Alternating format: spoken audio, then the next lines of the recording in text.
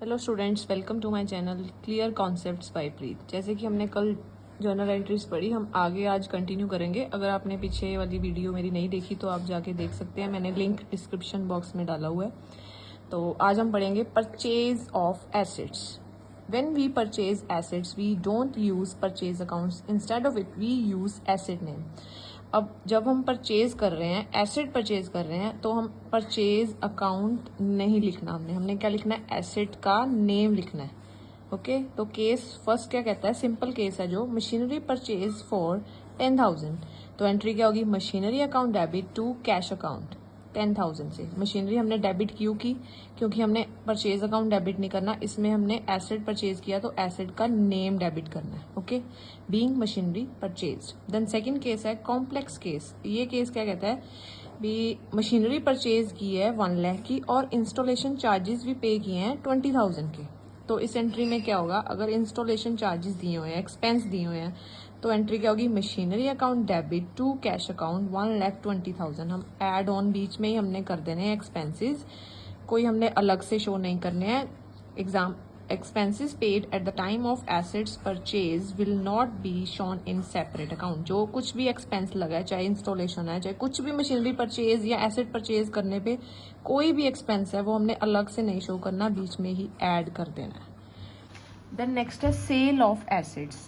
When we sell assets, we don't use sale accounts. Instead of it, use asset account. Same as it is, जैसे हमने पीछे पढ़ा purchase of assets में, अगर हम cell कर रहे हैं उसमें भी हम सेल अकाउंट नहीं शो करेंगे, हम क्या एसेट का नेम शो करेंगे। एसेट का नेम, पहला केस है when an asset is sold on profit. अगर वो प्रॉफिट में एसेट बेचा लेकिन प्रॉफिट पे बेचा, हमें प्रॉफिट हुआ, तो उसकी एंट्री क्या होगी, cash account debit to asset. Asset to asset क्यों किया, मैंने बताया, हमने इसमें सेल नहीं यूज करना, सेल अकाउंट नहीं यूज करना, हमने क्या यूज करना है, एसेट अकाउंट यूज करना है। और प्रॉफिट हुआ हमें, तो प्रॉफिट भी क्रेडिट होगा to profit on sale of assets. Profit क्यों क्रेडिट हुआ, हमने पीछे वो केस पढ़ा था, नॉमिनल अकाउंट रूल पढ़ा था हमने, उसमें क्या होता है, debit all expenses and losses, credit all incomes and gains. तो प्रॉफिट क्या है, प्रॉफिट एक इनकम है, तो हमें इसमें क्या हुआ, इनकम गेन हुआ हमें, तो वो क्रेडिट होगा। सेकंड केस में ये है when asset sold on loss. अगर लॉस पे हुआ, हमें लॉस हो गया, हमने एसेट सेल किया लेकिन लॉस पे किया, तो एंट्री क्या होगी, cash account debit loss on sale of asset account debit to asset. Asset same as it ही रहेगा क्योंकि सेल नहीं आनी, तो एसेट आएगा। लॉस डेबिट होगा, क्यों डेबिट होगा, नॉमिनल अकाउंट रूल के साथ वो डेबिट होगा। क्यों, क्योंकि debit all expenses and losses, credit all income and gains. Next है expenses on purchase of goods. Expense, अगर कोई एक्सपेंस परचेज ऑफ गुड्स की बात हो रही है, यहाँ गुड्स, अगर हम गुड्स परचेज कर रहे हैं और उस पर एक्सपेंस लग रहे हैं, तो हम उसे सेपरेट शो करेंगे। अगर पहले हमने पढ़ा था एसेट, हम अगर परचेज एसेट कर रहे हैं तो हम बीच में, मैंने पहले बताया, बीच में ही ऐड कर देंगे, इंस्टॉलेशन चार्जेस या कुछ भी है वो ऐड होगा। लेकिन अगर वो गुड्स परचेज कर रहा है और एक्सपेंस लग रहे हैं, तो हम उसे सेपरेट शो करेंगे।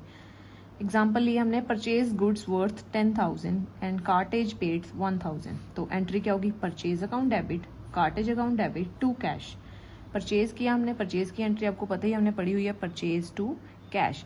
लेकिन गुड्स की हैं और कार्टेज भी बताया हुआ, तो वो अलग से शो होगा, इसकी अमाउंट आ जाएंगी, being goods purchase and cartage paid. Okay, then next है expenses on sale of goods.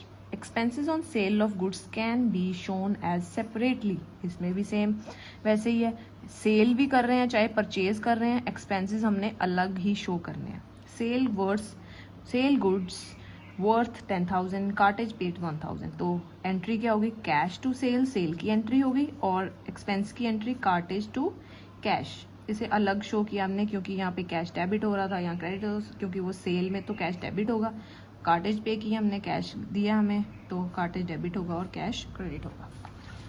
इसी एंट्रीज की हमने कुछ एग्जांपल्स भी की हुई हैं, आपको इजी होगा समझने में। पहली है परचेज्ड मशीनरी फॉर 14,000। तो सिंपल एंट्री, मशीनरी हमने पढ़ा पीछे, एंट्री मशीनरी अगर एसेट का नेम आ रहा है तो एसेट आएगा, ठीक है। तो एंट्री क्या होगी, machinery account debit to cash account 14,000 से, बीइंग मशीनरी परचेज्ड।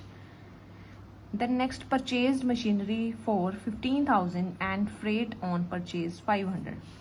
अब खर्चा शो हो गया, लेकिन एसेट परचेज किया है, एसेट पे खर्चा शो होगा तो क्या करना, बीच में ही ऐड कर देना। हमने एंट्री पीछे की है जैसे मशीनरी टू कैश अकाउंट, तो ऐड कर दी 15,500 एंट्री हमारी आ जाएगी। Okay, then next furniture costing 15,000 sold for ₹18,000। Furniture हमने सेल किया 15 का था, हमने 18 का बेच दिया, तो हमें क्या हो गया, प्रॉफिट हो गया, हमें 3,000 का प्रॉफिट हुआ। तो एंट्री क्या होगी, cash account debit to furniture account to profit on sale of asset account.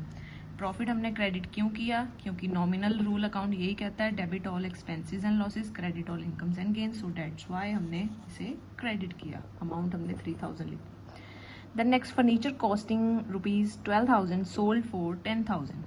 अब हमें क्या बता रहा है इक्वेशन, ये बता रही है हमें स्टेटमेंट की फर्नीचर हमने बेचा 12,000 का था, लेकिन हमने 10,000 में बेच दिया, तो हमें क्या हो गया, लॉस हो गया। तो एंट्री क्या होगी, cash account debit loss on sale of asset account debit to furniture account.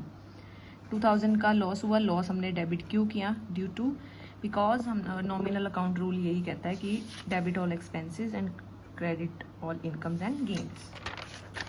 The next है गुड्स परचेज 20,000 फ्रेट पेड 500। अब हम गुड्स परचेज किए हैं और एक्सपेंस शो हो गया, मैंने बताया अगर तो एसेट परचेज कर रहे हैं और एक्सपेंस पे कर रहे हैं तो बीच में ऐड होगा। अगर गुड्स परचेज कर रहे हैं और एक्सपेंस भी दिया हुआ है तो उसे हम अलग से शो करेंगे। जैसे एंट्री आ जाएगी परचेज अकाउंट डेबिट 20,000 से, फ्रेट अकाउंट 500 पे की है तो टू कैश कितनी होगी, 2,500 आ जाएगी, being goods purchase and freight pay. The next goods sold for ₹12,000 selling commission paid 600। अब हमने सेल की है, लेकिन की गुड्स ही है सेल, तो एंट्री क्या होगी, cash account debit to sale account 12,000 से, एंड सेलिंग कमीशन हमारा एक्सपेंस अलग से शो करना है, selling expense account debit to cash account 600।